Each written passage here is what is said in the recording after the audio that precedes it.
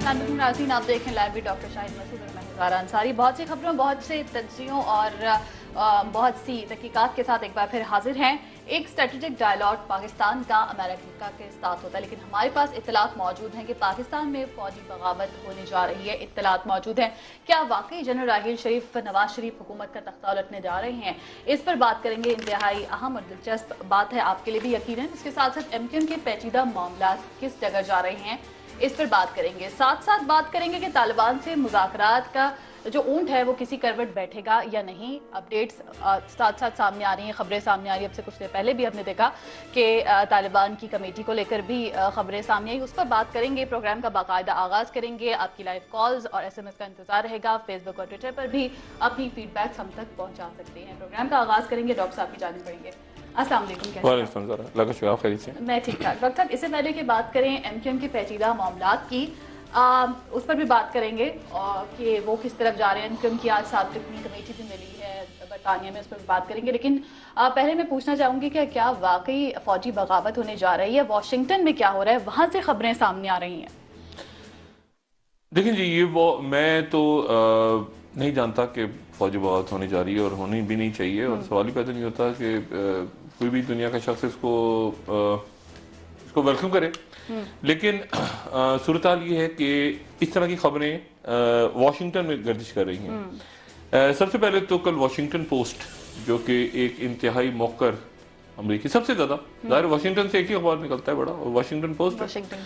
कल Washington post ने, उनके पॉलिटिकल साइंटिस्ट हैं, और वो पॉलिटिकल साइंटिस्ट जो हैं वो उन्होंने कल वाशिंगटन पोस्ट में एक बात लिखी। उन्होंने स्टडी किया है 2013 तक, 1960 से लेकर 2013 तक दुनिया में जितनी बगावतें हुई हैं, मिलिट्री कूज हुए हैं, उनको उन्होंने स्टडी किया है। और वो स्टडी करने के बाद उन्होंने मुख्तलिफ वजूहात बताई हैं कि किसी मुल्क में बगावत क्यों होती है। मईशत ख़राब हो जाए, सियासतदान अहल हो जाए, बाहर की फोर्सेज इंटरवीन हो जाए, सिविल वॉर हो जाए, ये हो जाए, वो हो जाए, सारा कुछ कर के उन्होंने फिर एक मैपिंग की है, मैथमेटिकल साइंटिफिक मैपिंग करके उन्होंने वाशिंगटन पोस्ट में कल छाप दी है। और उस रिपोर्ट में वो ये कहते हैं कि जिन मुल्कों में इस साल 2014 में फौजी बगावत होने का खतरा है सबसे ज्यादा, उसमें कुछ 40 मुल्क हैं, लेकिन सबसे ज्यादा हाईएस्ट रिस्क है, वो बयान कर रहे हैं पाकिस्तान का। उनमें पाकिस्तान का भी नाम, वो पाकिस्तान का नाम है हाईएस्ट रिस्क में। अफगानिस्तान के रीजन में वो अलग रीजन है, ज़ाहिर है वो सिविल वॉर होती है, जो भी मामला होते हैं, फौज पता नहीं एक फौज है, कितनी फौजें हैं, अफगान आर्मी कहाँ जाती है आगे, तालिबान में से कितने उनमें से तालिबान को चले जाते हैं, क्या होता है अप्रैल के बाद हम कुछ नहीं जानते, अप्रैल से पहले क्या होता है हम कुछ नहीं जानते अफगानिस्तान में। लेकिन पाकिस्तान का नाम उसमें बहुत ऊपर रखा है उन्होंने। सब सहारन कंट्रीज का नाम है, लेकिन वहाँ होती रहती हैं बगावतें। एक और बड़ी इंटरेस्टिंग बात है कि अभी कू हुई है, पिछले साल ही बगावत हुई है मिस्र में, मुर्सी को उठा के उन्होंने हटाया ना जनरल सीसी ने, तो वो कह रहे हैं कि इस साल फिर दोबारा दूसरी बगावत होने जा रही है मिस्र में। ये बड़ी इंटरेस्टिंग बात है। अमेरिकन का एनालिसिस है वाशिंगटन पोस्ट में कि इस साल फिर दोबारा मिस्र में बगावत होने जा रही है फौजी।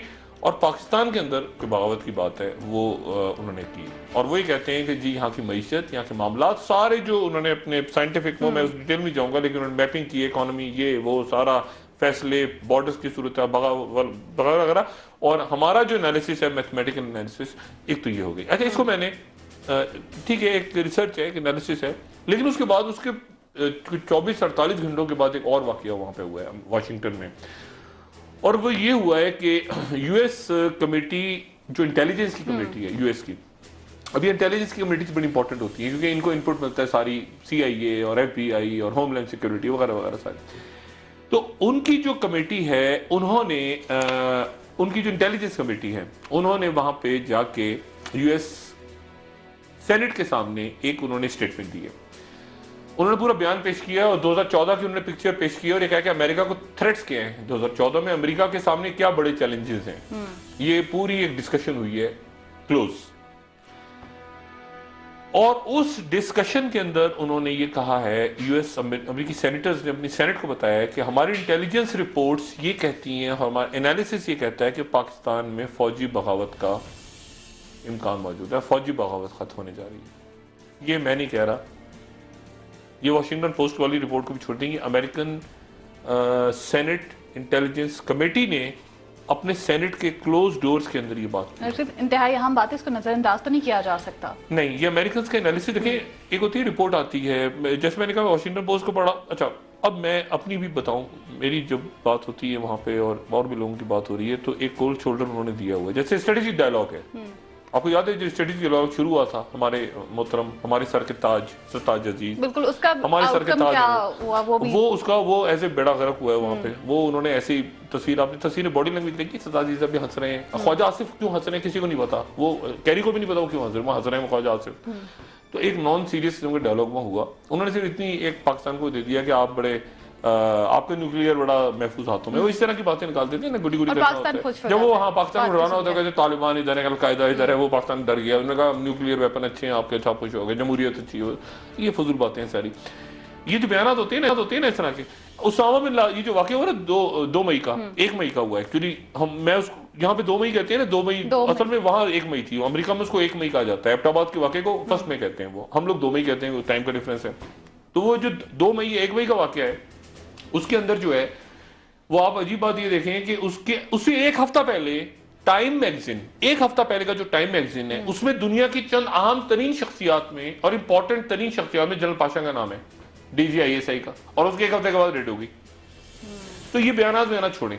मेरे लिए जो तशवीशनाक बात है वो ये है कि US सेनेटर्स की इंटेलिजेंस कमेटी कह रही है बात, फॉरेन रिलेशंस भी नहीं, इंटेलिजेंस कमेटी बात कह रही है, अपने सेनेटर्स को बयान कर रही है कि पाकिस्तान में जो सबसे बड़ी थ्रेट है उसके बाद क्लोज करके एक सवाल जवाब का सेशन हुआ है। उसकी भी कोई इतला है। अब मैं वो यहाँ इसलिए नहीं कहना चाहता कि वो कहेंगे पैनिक फैल रहा है, सब कुछ फैल रहा है, लेकिन ये खबरें चूंकि अखबार में आने वाली हैं, ये आ गई हैं, खुदा जाने सुबह छपेगी, मेरे पास अभी है इतला।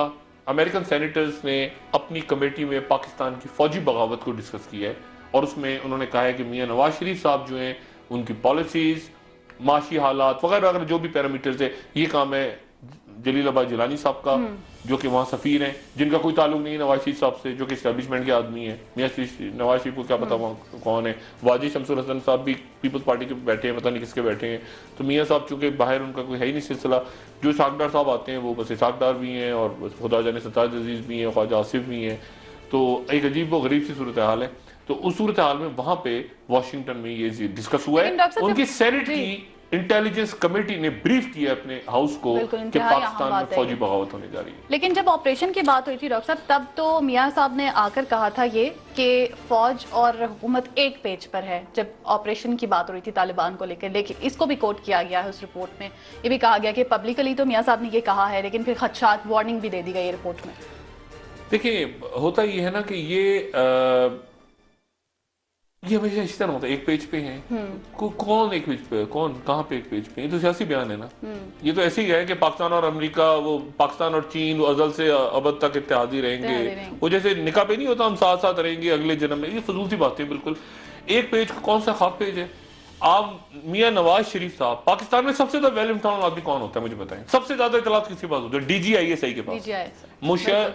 मुशर्रफ साहब के वक्त में DGISI थे general Ziauddin Bhatt, most inform आदमी। उसको मियां नवाज शरीफ ने आर्मी चीफ बनाया कि ये DGISI, इसके पास सबके पास सारी खबर होगी।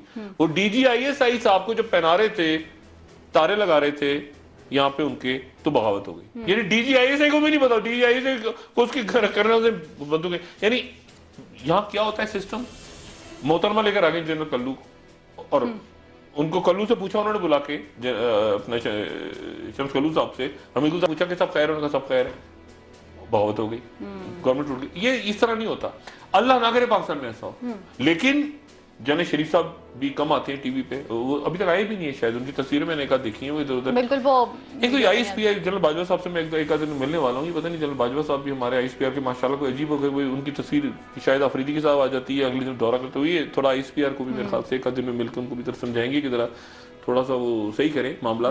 लेकिन ये है कि ISPR भी कुछ फॉरेन ऑफिस बनता जा रहा है, रवायती किस्म के बयान दे रहा है, जरा दम पकड़े और थोड़ा सा जरा चीजों को टेक करके। जैसे पिछले दिनों ये हुआ, उनको जाके मारकुट लगी ना, ये जो गुंडा नासिर थे, ये जो आप चेक पोस्ट पर लगे, ISPR बिल्कुल ISPR का कोई रोल नहीं था, ये उल्टी सीधी खबरें निकलना शुरू हो गई। उसके बाद जाके मीडिया ने जरा थोड़ा, मीडिया में तो बैठा है ना एक फितना, तो ये मार दिया वो मार दिया, बेगुनाह मर गए, फलां मर गए, फलां मर गए, कुछ नहीं हुआ था। वहां जाके क्रिमिनल्स को मारा था और बड़े अच्छे टारगेट अचीव किए थे। ये जो भी टारगेट ऑपरेशन हुआ था ये खजूरी चेक पोस्ट पे, तो ISPR थोड़ा सा दम पकड़े जरा, और ठीक है एक्सटेंशन वगैरह मिल जाएगी बाजवा साहब को, ऐसा कोई मसला नहीं है, लेकिन काम अपना ठीक करें मेरे ख्याल से।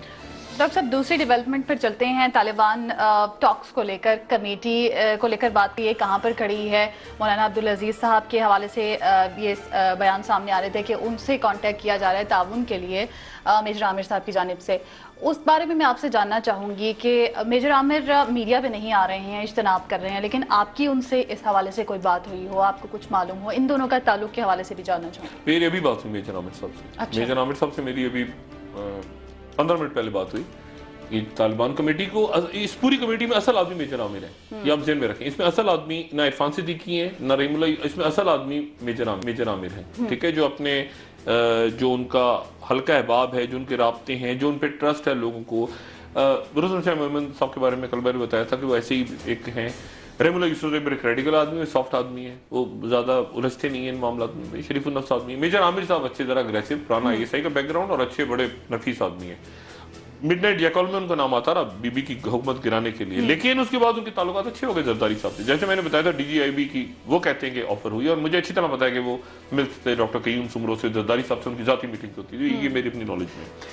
मेजर आमिर साहब जो हैं वो असल रोल प्ले कर रहे हैं। दो शख्सियात अब्दुल अजीज नाम के जब नाम आए ना, तो आप भी और नाज़रीन से गुजारिश है कि जरा कंफ्यूज ना हो। एक है मौलाना अब्दुल अजीज। मौलाना अब्दुल अजीज साहब वो हैं जो लाल मस्जिद वाले हैं, ठीक है ना, जो अब्दुल रशीद साहब के भाई थे और भाई हैं, और अब्दुल रशीद साहब वहाँ पे उनको शहीद कर दिया गया था। और अब्दुल अजीज साहब जो हैं वो उसके बाद वो बुरका और सारा किस्सा हुआ, वो लाल मस्जिद के हवाले से। दूसरे हैं शाह अब्दुल अजीज। शाह अब्दुल अजीज जो हैं वो बड़ा इंपॉर्टेंट कैरेक्टर हैं। वो हैं शाह अब्दुल अजीज जो समीउल हक साहब के बड़े करीबी साथी हैं, और 2002 में इलेक्शन लड़के कौमी असेंबली में पहुंचे थे। अच्छा। और जिनके और फिर उसके बाद 2008 में कत्ल हो गया था, यहाँ पे पोलिश इंजीनियर को मार दिया गया था, तो शाह अब्दुल अजीज साहब को अरेस्ट कर लिया था 2009 में ऑपरेशन के दौरान। बड़ी रखते हैं। हाँ, और उनका कर्क से ताल्लुक है, उनको सामने लाके बड़ी तस्दीक हुई थी और उनको बड़ा तमाशा हुआ, तो फिर रिलीज हो गए थे। शाह अब्दुल अजीज साहब बड़े गहरे आदमी, बहुत गहरे, और बड़े उनका बड़ा असर और रसूख है अलकायदा के सर्कल्स में भी, तालिबान के सर्कल्स में भी, अक्रॉस द बॉर्डर दोनों तरफ, और बड़े जो बड़े एक जबरदस्त आदमी है। अब मेजर आमिर साहब ने मुझे ये कहा, मेजर आमिर साहब का मैं कोट कर रहा हूं, मेजर आमिर साहब ने मुझे कहा कि शाह अब्दुल अजीज साहब ने, वो वाले शाह अब्दुल अजीज करक वाले और तालिबान वाले, नॉट लाल मस्जिद, शाह अब्दुल अजीज साहब ने फोन किया है मेजर आमिर को और कहा है कि मेरी दुआएं आपके साथ हैं। मौलाना अब्दुल अजीज जो हैं, अब मौलाना अब्दुल अजीज साहब का क्या ताल्लुक है मेजर आमिर साहब बड़े क्लोज हैं। मैंने पहले भी आपसे कल भी ये अर्ज किया था कि इस कमेटी में ऐसे अरकान मौजूद हैं जो एक बड़ी कारोबारी शख्सियत के बड़े करीब।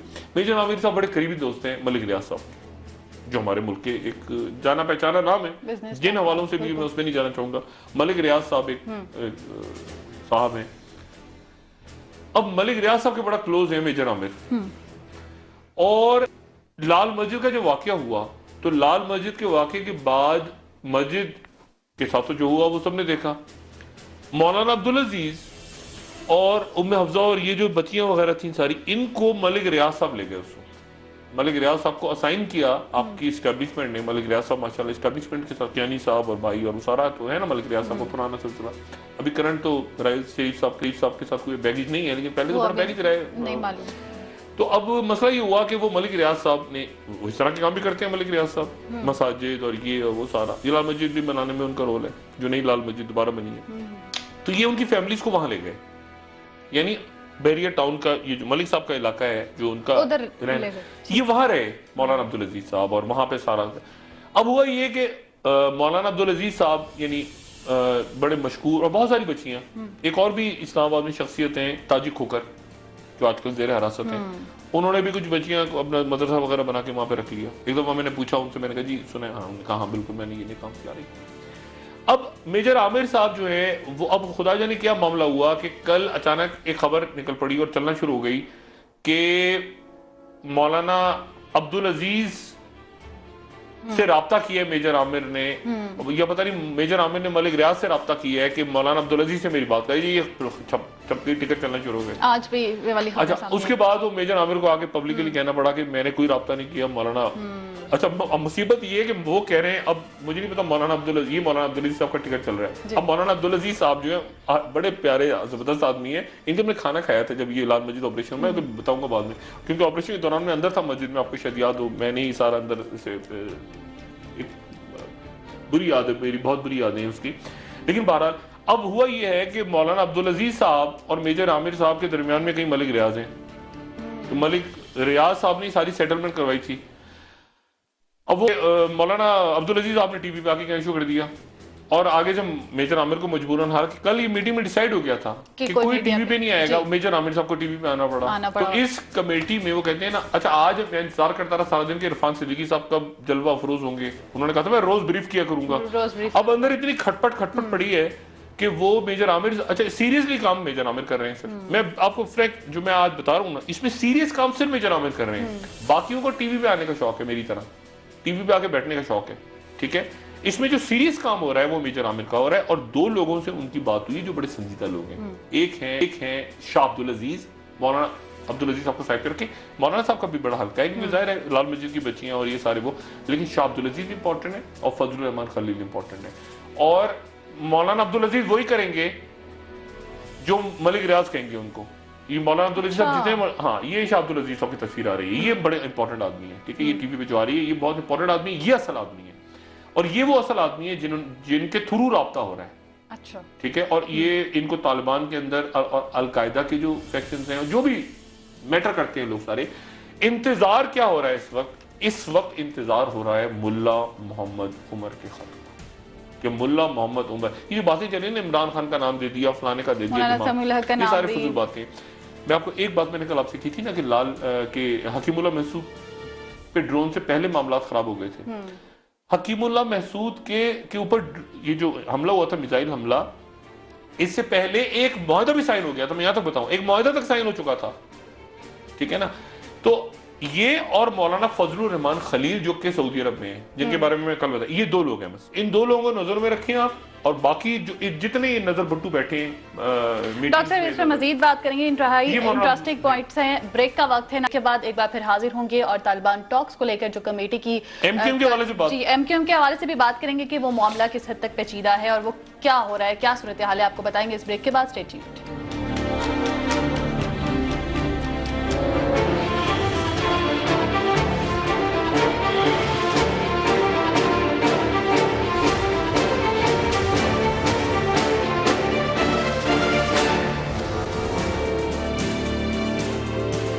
ब्रेक के बाद आपको एक बार फिर खुशामदीद कहेंगे। मुत्तहिदा कौमी मूवमेंट के मामला क्या हैं और ये पेचीदा क्यों होते जा रहे हैं, अब इस पर बात करेंगे। डॉक्टर साहब, 7 रुकनी वक्त भी मिला डेप्टी बरतानवी हाई कमिश्नर से और यादाश्त भी जमा करवा दी बीबीसी की डॉक्यूमेंट्री के अगेंस्ट, लेकिन मुत्तहिदा के मामला क्या हैं और किस तरफ जा रहे हैं, पेचीदा क्यों होते जा रहे हैं? एहतजाज भी रोक दिया उनकी जानिब से, अल्ताफ हुसैन ने खिताब भी करना था, क्या सूरत हाल है? देखिए, दो बातें। पहली बात तो ये कि इस बात में कोई शक नहीं कि एमक्यूएम मुल्क की एक बड़ी सियासी जमात है, उनके वोटर्स हैं, अल्ताफ हुसैन साहब एक मकबूल लीडर हैं, उनके चाहने वाले हैं, ये अपनी जगह बात दुरुस्त है। एमक्यूएम के लिए लंदन में मसाइल बढ़ रहे हैं, ये बात एक अलग बात है, और ये कोई तज्जिया नहीं है, ये कोई मतलब ये इंफॉर्मेशन है जो आ रही है, सामने आ रही है। मसला सारा ये है कि कल मैंने बताया था शर्लॉक होम्स और जेम्स बॉन्ड का झगड़ा है। एक शर्लॉक होम्स है मेट पुलिस और जेम्स बॉन्ड है आपके MI6, ठीक है ना। अब MI6 में जेम्स बॉन्ड में आते हैं आपके बाहर की एम्बेसी। जेम्स बॉन्ड हांगकांग में फंस गया, वो कहाँ जाता है? अपनी एम्बेसी में घुसता है। MI6 एम्बेसीज होती है MI6 में, ठीक है ना, पुलिस नहीं बैठी होती। आप कभी बाहर जाए ना किसी एम्बेसी में, पाकिस्तानी एम्बेसी में, आपको पाकिस्तानी पुलिस नजर नहीं आएगी, आपको ISI IB के लोग अंडरकवर नजर आएंगे। तो जेम्स बॉन्ड बाहर फंसता है ना कहीं, तो अपनी एम्बेसी में जाता है। अच्छा, अब मसला ये है कि बाहर के हाई कमिश्नर जी वो बेचारे, वो उनका काम होता है एप्लीकेशन वो ले रहे हैं। असल मसला है लंदन का और लंदन मेट्रोपॉलिटन पुलिस का। अच्छा, ये जो जितनी इंफॉर्मेशन हुई है, जो BBC ने डॉक्यूमेंट्री बनाई है, वो BBC को दी गई है स्कॉटलैंड यार्ड की तरफ से, यानी पुलिस की तरफ से, और उनको दी है पाकिस्तान के सियासतदारों ने। मैं आपको मुस्तकिल कह रहा हूँ, कह रहे हैं ना सामने लाया जाए। ये प्रोग्राम मैं पाकिस्तान से कर रहा हूँ, ये प्रोग्राम मैं कोई अर्जेंटाइन में बैठ के नहीं कर रहा, वो यहीं पर मौजूद हैं। मेरे एमक्यूएम के भाइयों को अच्छी तरह पता है, पता होना चाहिए, वो यहीं मौजूद हैं बंदे। वो कहते हैं ना, वो कहाँ ढूंढ रहे हैं, वो इधर ही मौजूद हैं। खालिद शमीम भी इधर ही हैं, वो कामरान भी इधर ही और काशिफ भी इधर ही हैं और काफी दिनों से हैं और रिकॉर्ड हो चुका है बयान, रिकॉर्डेड बयान आगे उनका हसास अदारे ले चुके हैं, हसास अदारों ने आगे दे भी दिया है बयान। और आप ये देखें, मेरी सिर्फ गुजारिश सुने, इफ्तिखार हुसैन साहब जो कि अल्ताफ हुसैन साहब के भतीजे कहा गया, अभी वसीम अख्तर साहब ने कहा कि उनके दूर के रिश्तेदार हैं जो भी हैं, जिनको वो कह रहे हैं कि उनका दिमागी तवाज़ुन दुरुस्त नहीं है, चले जो भी दुरुस्त नहीं है, लेकिन वो मीटिंग्स में तो बैठते रहे ना साथ, एमक्यूएम की लंदन की मीटिंग्स में। इफ्तिखार हुसैन साहब को कहाँ से अरेस्ट हुआ किया गया था? बाबर गौरी साहब कहाँ से? वो कनाडा से आ रहे थे लंदन, पाकिस्तान से जाते हुए तो नहीं पकड़ा ना। इसका मतलब है कि ये सर्कल बहुत बड़ा हो चुका है कि बहुत, मेरी जो बात है उस पर एमक्यूएम के दोस्त नाराज ना हो, मैं उनसे जो बात, वो अक्सर में जर की मूवमेंट होती है ना कि पीछे प्रेशर आता है लंदन का, डिफेंड करो, वो सारे वो वासी जलील हो गए, वसीम अख्तर हो गए, हैदराबाद। अच्छा, लंदन वाली बात समझते हैं, क्राइसिस आता है ना, क्राइसिस, वो पैनिक हो जाते हैं, मीडिया ये है, मीडिया वो है, दुनिया पीछे लगी हुई है। वो वजह है कि बैठ के पुरसकून अंदाज में मसले को रिजॉल्व करते हैं ना, आप बैठते हैं जंगी हालात हैं, क्या आप किया जाए, ये मसला हो गया, ये मसला हो गया, ये मसला कैसे करें। एक होता है गुस्से में आ जाए, इसको गालियां उसको गालियां, लटरम पटरम और गंद होती है और गड़बड़ होती है बीच में। अब मसला ये है कि अब एमक्यूएम ने ठीक किया, इस वक्त एमक्यूएम ठीक कर रही है, पिछली दफा ठीक नहीं किया था, वो कराची का जलसा वलसा मार कुटाई वो गलत हुआ, अभी तो एमक्यूएम ठीक कर रही है। प्रॉब्लम ये कि इसमें से कैसे निकला जाए, इसमें से निकलने के लिए कानूनी माहिरीन हो। अगर बीबीसी ने गलत फिल्म चलाई है, मैं कब कह रहा हूँ बीबीसी ने सही चलाई है, बीबीसी को सरकारी फंडिंग होती है बाय द वे, अपना बरतानिया की, मतलब वो ऑटोनोमस, बिल्कुल ऑटोनोमस अदारा नहीं है वो, उसको वहां की ब्रिटिश ब्रॉडकास्टिंग कॉर्पोरेशन को ब्रिटेन की फंडिंग होती है। मैं अगर एमक्यूएम में हूं और अल्ताफ भाई की जगह हूं तो मैं कम से कम, मेरा ख्याल है कोई 5 बिलियन पाउंड का हर्जाना कर दूं इस फिल्म के चलाने में। अगर ये फिल्म बीबीसी पे अच्छी तैसी कर दूं मैं, वहां तो आपको पता है वहां टीवी चैनल पे, पाकिस्तान के कोई टीवी चैनल को उल्टा चैनल ही चलाते हैं, इतना बड़ा लेटर आता है उनका, तो सू कर देते हैं लोग, वो तो इंतजार कर रहे होते हैं हमारे खिलाफ खबर दे, सू कर दें, तड़ा करके सू कर दें, तो बीबीसी को सू कर दें और हम सारे साथ है पूरी को। मतलब कोई गड़बड़ है, उस गड़बड़ को अब वो फरूक नसीम बेचारे को ऐसे आ गए, वो फरूक नसीम शरीफ आदमी, यहाँ से सेनेटर, उनको सेनेट बन गया, सेनेटर बनने की नहीं है ना, ऐसे तो नहीं कि गुडी वो बेचारे इधर गया उधर जा, उनको भी पता फंसे हुए मैं, उन्होंने बरतानवी लोग बीबीसी को भी जवाब दे रहे हैं, वो बेचारे। वो मामला ये है कि MI6 और उनका झगड़ा है और मामला बिगड़ रहे हैं, और मामला उस वक्त से, मैं बार बार ये बात कह रहा हूं कि ये बंदे पकड़े कब गए, ये बंदे चौधरी निसार के वक्त नहीं पकड़े गए, ये बंदे रहमान मलिक साहब के वक्त पकड़े, जिनका ऐसे जप्पी मारते हैं ना अल्ताफ भाई, ऐसे करके जप्पी, जो उनसे मुलाकात करने लंदन जप्पी मारते हैं, ये उनके वक्त में पकड़े गए। ठीक है, और मैं आपको ये भी बता चुका हूं कि एक मामला ऐसा है जो जाती मामला था, जिसमें अल्ताफ भाई ने मदद दी, रहमान मलिक साहब यहाँ से पहुंचे, कानूनी मामला था, जाती कानूनी मामला था लंदन में, उसमें मदद दी, फारूक नाइक साहब को लेके पहुंच गए वो, और मलिक साहब के हाथ में चीज आ गई, मलिक साहब मास्टर है, मलिक साहब ने जब पहुंचे वो चीज वो एक और बन गई। इसके अलावा कारोबारी मामला भी हैं, इसके अलावा बिजनेस डॉक्यूमेंट्स भी हैं, इसके अलावा और भी बहुत, इतना बड़ा जत्थे के जत्थे जमा है जो कि अजाब बना हुआ है। ये हमारे बहुत से एमक्यूएम के दोस्त नहीं बात पर कर पा रहे हैं, उनके भी जैसे ऐसे मोटे मोटे जत्थे बने हुए हैं, जैसे गत्थे होते हैं ना, जमीनें फलाना लटरम पटरम ये वो, पैसा वैसा।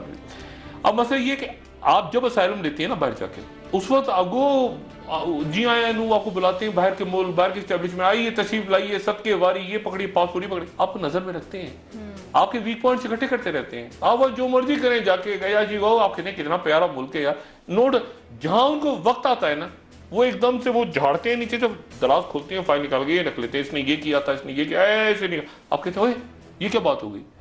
तो वो सारा का सारे पलंदे उनके पास हैं, इसलिए आप इसको कानूनी तौर पे देखें, नंबर 1। नंबर 2 बात बड़ी इंपॉर्टेंट है कि वो जो एमक्यूएम भी कह रही है बात कि आखिर इतने सालों से क्यों नहीं, अब क्यों हुआ, यही मेरा सवाल है कि ये एमक्यूएम को पता होना चाहिए, और उनको पता है कि इस वक्त क्यों हो रहा है, पहले क्यों नहीं हुआ, इस वक्त क्यों प्रॉब्लम आ रही है लंदन में, पहले क्यों नहीं आई। और मैं फिर अपनी बात दोहराना, मैं बार बार कह चुका हूं, अल्ताफ भाई को चाहिए कि अपनी मौजूदगी में, ये मेरा मशवरा है, मैं बार बार, मैं समा पे भी कह चुका हूं, 6 महीने पहले भी कहा था, अब दोबारा कह रहा हूं कि वो किसी एक को अपनी प्रेजेंस में, अल्ताफ भाई की सेहत ठीक नहीं है जेन्युइनली, और एस्टेब्लिशमेंट्स में, इंटरनेशनल एस्टेब्लिशमेंट्स में इस बात पे कंसर्न है।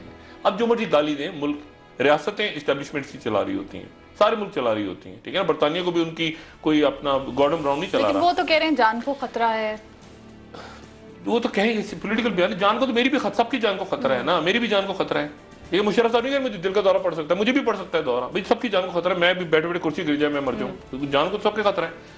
मसला ये है कि वो चाहे, उनको ये चाहिए कि वो जो मैसेज उन तक पहुंच रहा है, ये बाद में वसूख से बताओ कि अल्ताफ भाई को एक मैसेज पहुंचाया जा रहा है कि ऐसा करें। वो नहीं करते, वो सेकंड एपिसोड आ जाती है, उस नहीं करते, फिर थर्ड आ जाती है, वो मामला बढ़ता जा रहा है, बढ़ता जा रहा है, बढ़ता जा रहा है। इमरान फारूक के चक्कर में कोई गड़बड़ घोटाला था तो ये छापा पड़वा दिया उन्होंने, ठीक है ना, मनी लॉन्ड्रिंग शुरू करवा दी कि बिल्कुल ही फंसा दें, इधर नहीं तो इधर, इधर नहीं तो इधर, इधर वो गुत्तियां बढ़ती चली जाएंगी। उसको वहां से पकड़ लिया, एयरपोर्ट पकड़ लिया, उसने करवा दिया, उसकी टेप आ गई, उसके नाम आ गए, ये चीजें बढ़ती चली जाएंगी, आने वाली दिनों में और बढ़ेंगी, ठीक है।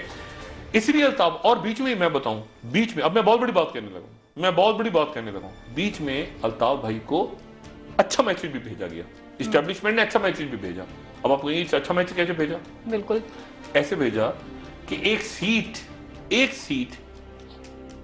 अब मैं बहुत अजीब सी बात कहने लगा हूं, लेकिन एक सीट बाकायदा अल्ताफ भाई को मैसेज पहुंचाया गया कि ये सीट आप नहीं जीत रहे, लेकिन ये सीट भी आपको दी जा रही है। अच्छा। कौमी असेंबली की सीट अंदरूनी सिंध की बाई इलेक्शंस में दी गई, ठीक है। मैं नहीं चाहता एमक्यूएम मेरी तदीफ करे इस बात की, मगर इसको रखें, मेरे पास भी बातें, उनके पास भी बातें, इसको रखें।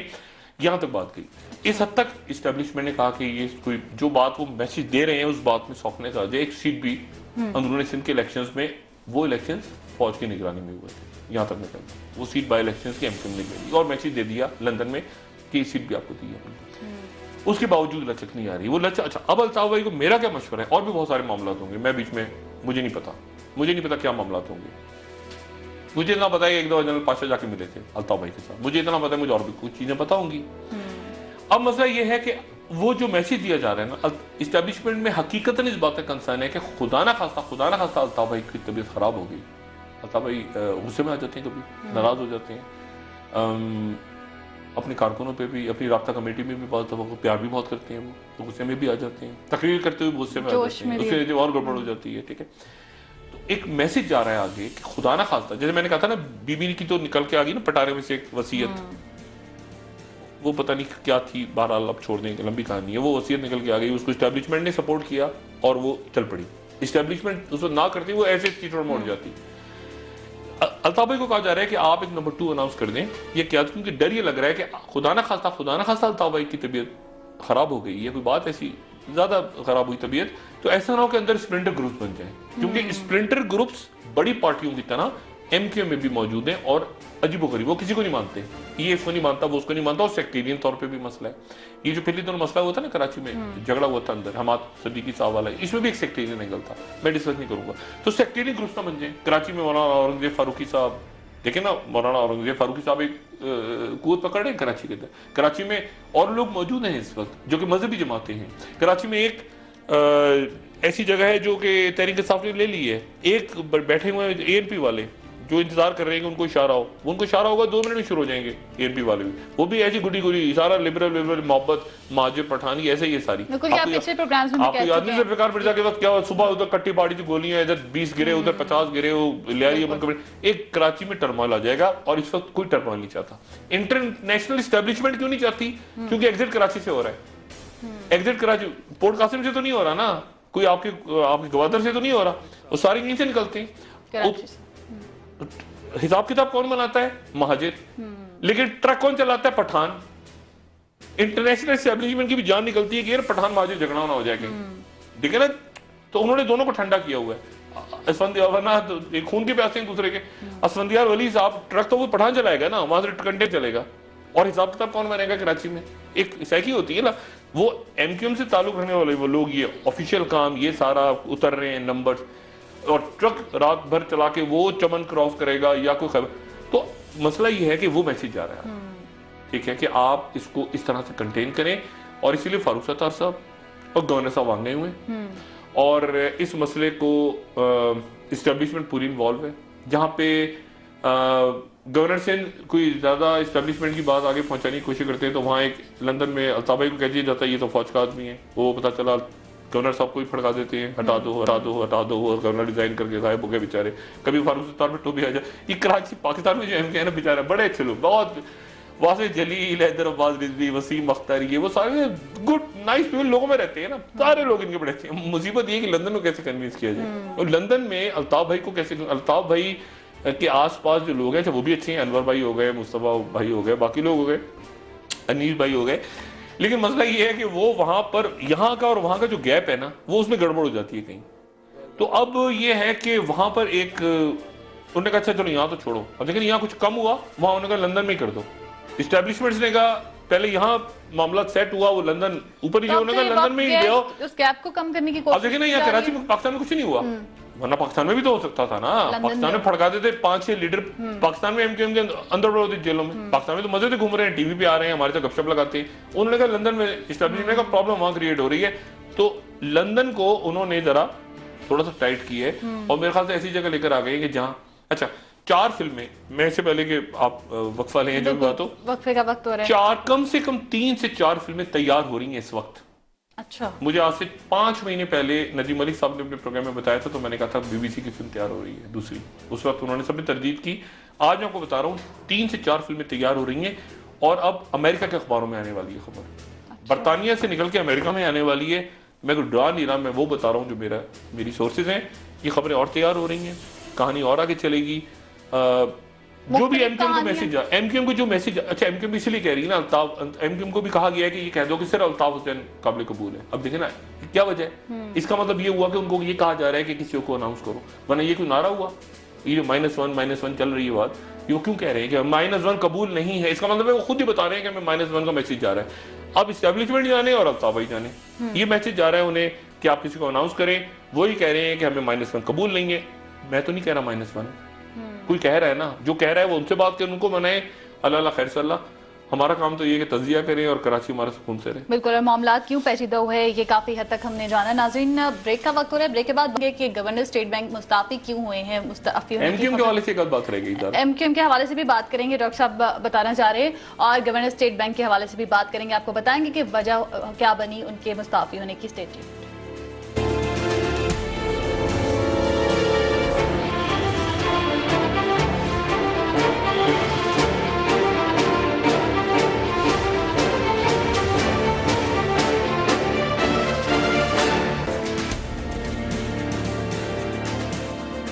नाज़रीन, ब्रेक के बाद आपको एक बार फिर खुशामदीद कहेंगे। बात करेंगे नई हुकूमती तकर्रियाँ तनाज़ात का जो रिवाज है वो कायम करती जा रही हैं, क्या वजूहत हैं। इससे पहले चेयरमैन नादरा का मामला हमारे सामने आया, चेयरमैन पैमरा, चेयरमैन पीसीबी और गवर्नर स्टेट बैंक के मुस्ताफी होने की भी बात सामने आई, क्या वजूहत है, इस पर बात करेंगे। डॉक्टर साहब, इससे पहले कि मैं इस टॉपिक पर जाऊँ, ब्रेक से पहले आपने कहा कि एमक्यूएम से मुतालिक एक और बात आप बताएंगे। देखिए, एमक्यूएम ने अच्छा किया कि एक तो आज अपनी उन्होंने एहतजाज पोस्ट और कर ले गए वो, क्योंकि मैसेज गालिबन ये कराची को बंद नहीं होना चाहिए। मैसेज गालिबन उनको यही दिया जा रहा है कि कराची को बंद ना करें तो संडे को एहतजाज कर रहे हैं, वो आज करवाते हैं। और रात तक मैंने आपसे कल भी कहा था ना कि उनको काउंटर करने के लिए रिलीजियस फोर्सेज हैं कराची में। तो कल रात को मौलाना औरंगजेब साहब बैठे हुए थे, आपने देखा जमात अहले सुन्नत वल जमात का इज्तिमा चल रहा था, और वो बैठे रहे उस वक्त जब तक एमक्यूएम ने ये नहीं कहा कि हम आज पोस्टपोन करके इसको इतवार को लेके जा रहे हैं। तो ऐसी सूरत क्रिएट नहीं करनी चाहिए।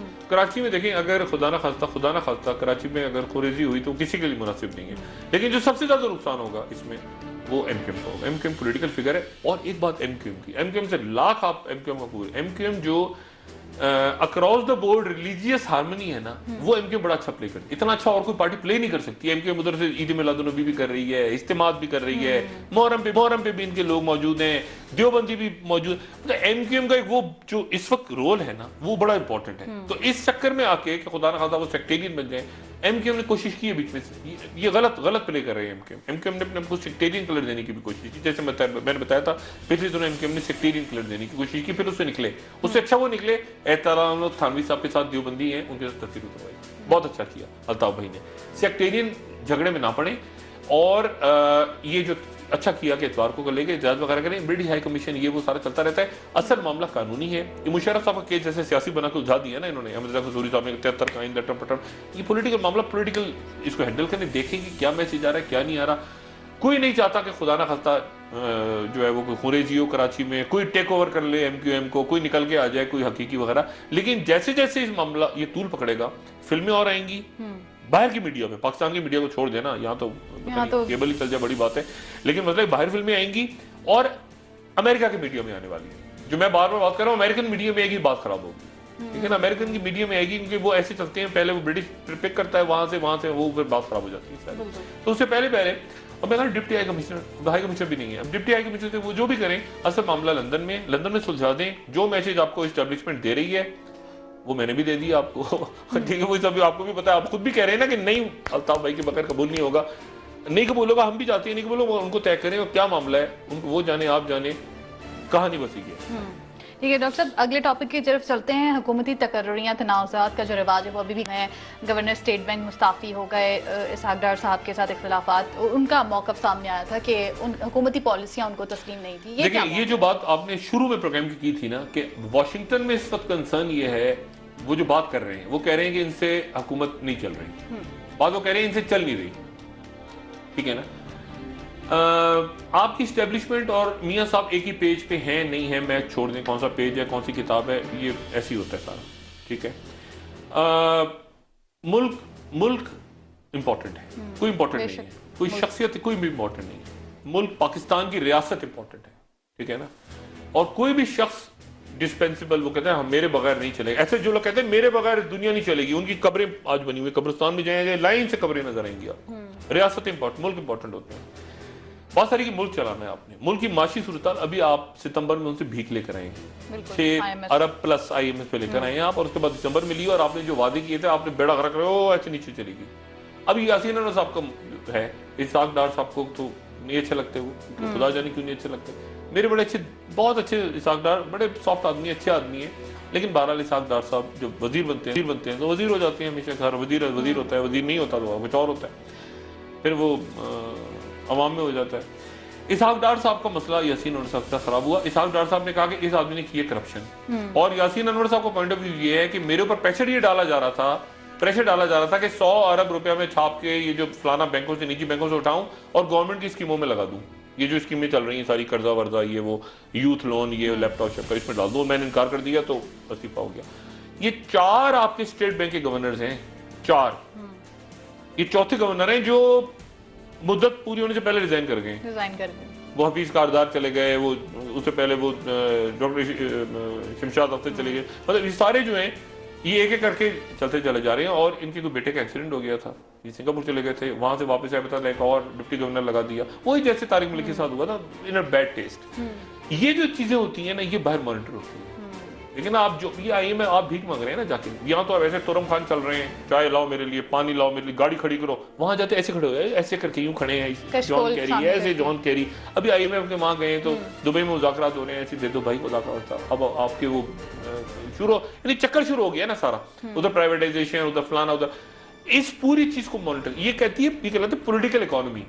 मैंने एक दिन पूछा, मैं यहाँ बात नहीं करना चाहता, ब्रीफिंग हो रही थी जनरल कैनी की, मैंने जनरल कैनी से सिर्फ एक सवाल पूछा, मैंने कहा जनरल साहब मुझे ये बताइए, अगर आज आपका इंडिया से आप खुल जाए आपका ईस्टर्न बॉर्डर, खुदा ना खास्ता, वेस्टर्न बॉर्डर वैसे ही आपका हॉट है ना वेस्टर्न बॉर्डर, ईस्टर्न को भी मैं हॉट ही समझता हूँ, वहां से छेड़खानी होती रहती है इंडियंस की तरफ से। मैंने एक सवाल हो जाए, क्या चीजें होती हैं आपकी क्या चीज इंपॉर्टेंट, असला तो इंपॉर्टेंट नहीं होता, असला तो होता है, असला फौज तो इराक में भी थी, क्या इंपॉर्टेंट, मोरल इंपॉर्टेंट होता है, फौज क्या मोरल है, कौन क्या मोरल है, इकोनॉमी कैसी है, बिजली किस तरह चलेगी, ब्लैकआउट, मोरल।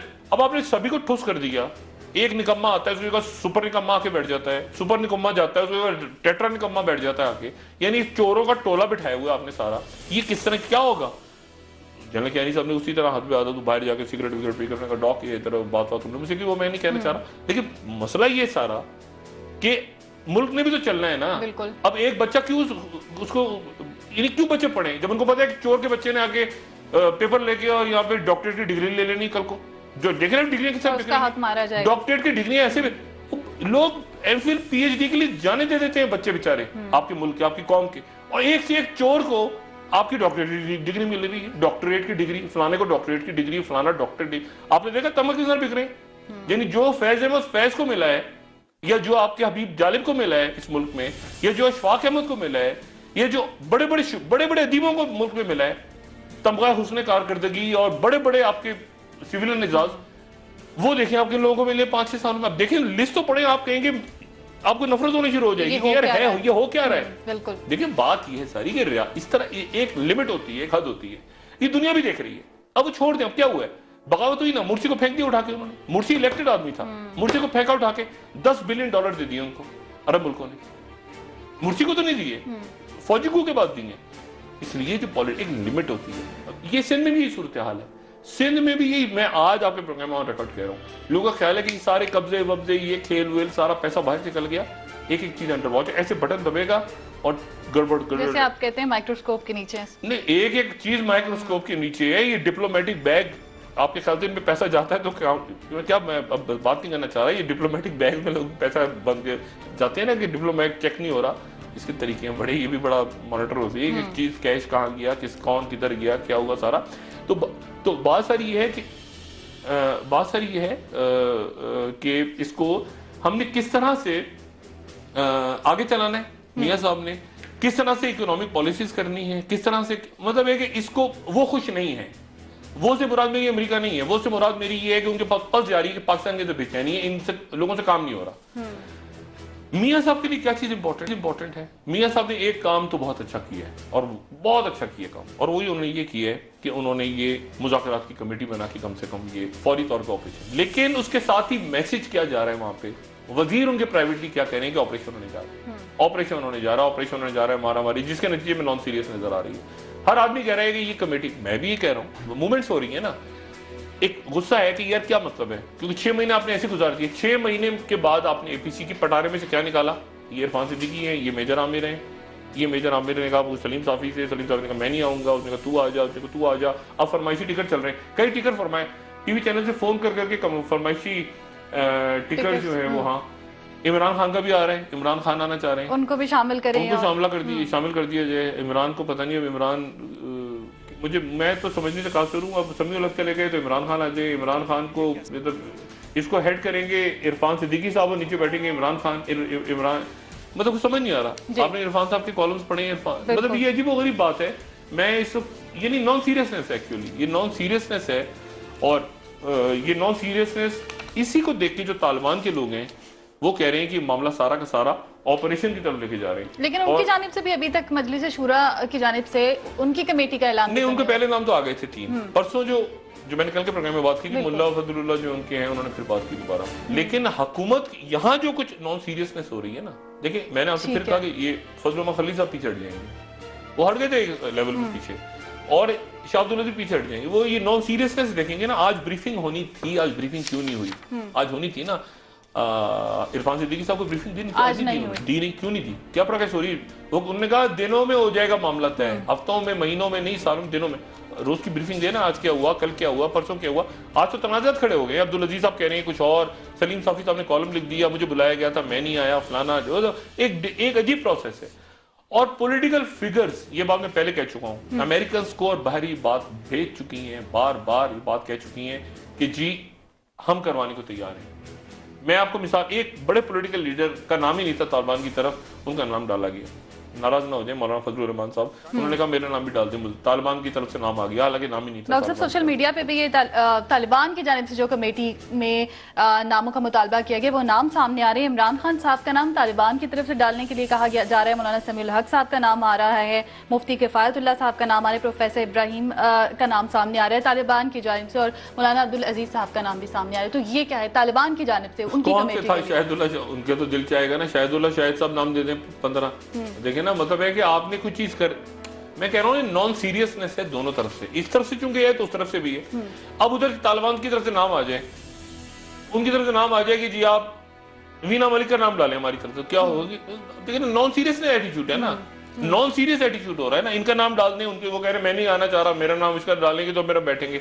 ओ भाई, उससे पूछा आपने इमरान खान का नाम डाल, इमरान खान से पूछा, इमरान खान ने, मैं कह रहा ना इधर से चूंकि नॉन सीरियसनेस शुरू हो गई है शुरू, बदकिस्मती के जो नहीं होनी चाहिए थी। ये कमेटी के नाम, जो कमेटी के नाम नॉन सीरियसनेस हुई। चौधरी सार पुल आउट किया उन्होंने, आप वो देखें, वो पिक्चर देखिए आपने, चौधरी सार को साइड पे बिठाया हुआ है, वहाँ आगे बैठे हुए इरफान साहब, जो हमेशा वजीर आज़म के साथ बैठे थे, वजीर दाखिला, वो पीछे उन्होंने ब्रीफिंग नहीं दी। चौधरी सार अभी तो बोले नहीं इसके ऊपर कि क्या हुआ क्या नहीं हुआ, वो खामोश होकर गायब हो गया। आज इरफान साहब भी सामने नहीं है, मेजर आमिर से वो बेचारे मेजर आमिर लगे हुए अपनी जगह, वो कॉलें कर रहे हैं, वो फजल खलील साहब सऊदी अरब से आ जाएंगे, आते आते देर 5 तारीख को उन्होंने वापस आना है, वो आएंगे। शाह अब्दुल अजीज साहब ने कहा, मुझे मेजर आमिर ने कहा कि मैंने फोन किया, हमें उनसे मेरी दोबारा मुलाकात होगी, वो कहते हैं मुझे मेरी पूरी ब्लेसिंग्स शाह अब्दुल अजीज साहब ने दी, लग रही दी हूँ, क्योंकि मेजर आमिर कलीदी किरदार है। मैंने कहा मेजर आमिर पे सारा घूम रहा है, ये नाम मेजर आमिर ने दिए, रहीमुल्लाह यूसुफ सही, ये वो सारे, सलीम साहब, मेजर आमिर कलीदी किरदार है, उनको कामयाब होना चाहिए। वो अगर, और एक उनकी पर्सनैलिटी की खास चीज वो बड़ी जल्दी यानी छोड़ भी देती, वो देखेंगे नहीं कि नॉन सीरियसनेस हो रही है, वो कहेंगे खुदा हाफिज, अलग हो, वो अलग हो गए, बदकिस्मती। इस प्रोसेस को, पीस प्रोसेस को आगे जाना चाहिए, खास तौर पे उस वक्त तक जब तक बहुत ही चीजें क्लियर ना हो जाए, और खासतौर पे अफगान इलेक्शन। ठीक है, पीस प्रोसेस को आगे और फोर्सेस हैं बीच में बम फटेंगे, अल्लाह ना करे, बीच में धमाके होंगे, सब कुछ होगा, क्योंकि और फोर्सेस भी है ना बीच में। ये चर्च पर अटैक किसने किया था, ठीक है ना, और बहुत इंटरनेशनल इस्टेब्लिशमेंट फोर्सेस भी है बीच में, उनसे बच के मुज़ाकरात को आगे ठीक है डॉक्टर साहब, हम भी दुआ गो हैं, बहुत शुक्रिया आपका कि जो भी फैसला हो वो मुल्क और कौम की बेहतरी के लिए हो। नाज़रीन, प्रोग्राम का वक्त खत्म हो रहा है, आपकी फीडबैक का इंतजार रहेगा। मेरी तरफ से आपको खुदा हाफिज। डॉक्टर साहब, आप अपना दोस्तों रिश्तेदारों गिरदो नवाह के लोगों का सब ख्याल रखिएगा।